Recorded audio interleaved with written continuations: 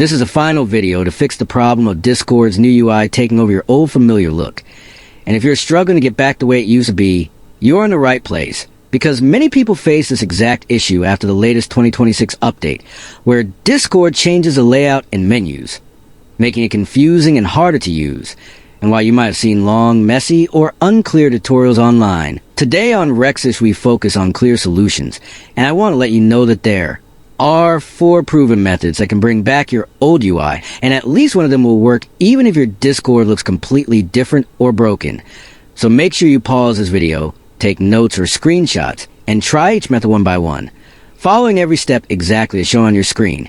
And remember, do not skip or guess anything, because each step matters to restore your old layout. Stay focused and follow the methods step by step as they appear on the screen to get your Discord interface back just the way you want it.